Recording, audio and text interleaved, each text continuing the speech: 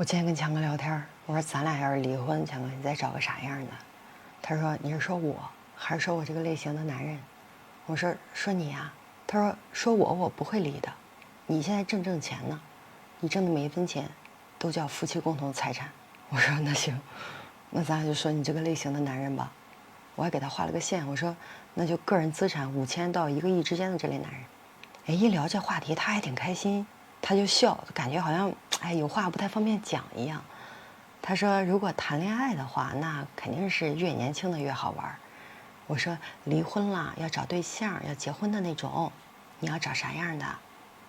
然后强哥就边喝茶边开始认真思考，就这个表情一看吧，就是很为难，这话很不好讲。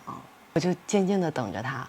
他说得独立吧，得有生存能力啊。那我要是找个活在我身上的，我想玩，那这样的女人哪都有啊，我不用结婚啊。我要是结婚的话，那这女的她得有我没有的本事，那我不能娶个废物回家呀。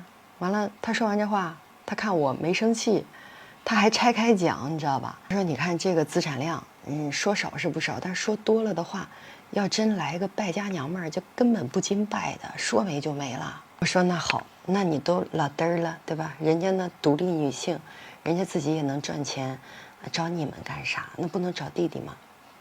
我一说这话，他乐了。他说这跟姐姐妹妹哥哥弟弟没有关系，她是独立女性，她是妹妹她也独立，她是寄生虫，她是姐姐她也寄生。我说那应该看啥呢？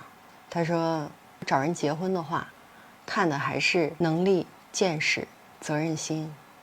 我说那不看人品吗？他笑了一下，他说看人品不如懂人性。我说那好吧，你别转移话题，人家是独立女性，你能给人家啥？我反复强调这个问题，他就非常的为难，他好像被我逼急了。他说领结婚证还不是我的付出吗？自由不是代价呀。哦，我说那我明白了，所以你最大的付出就是允许这个结婚证约束你，约不约得住还不一定，实际上就是物质层面的，你啥也不会愿意给的。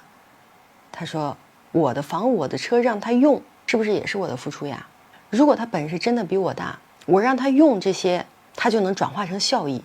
我也愿意作为一个男人保护一个女人的安全，在我不疲惫的时候啊，说两句好听的话，让他以为我爱他。我拿点小钱给他，我也是要看他能带来的效益的。不管男人女人过得好与不好，跟婚姻从来都没有关系，全凭个人本事。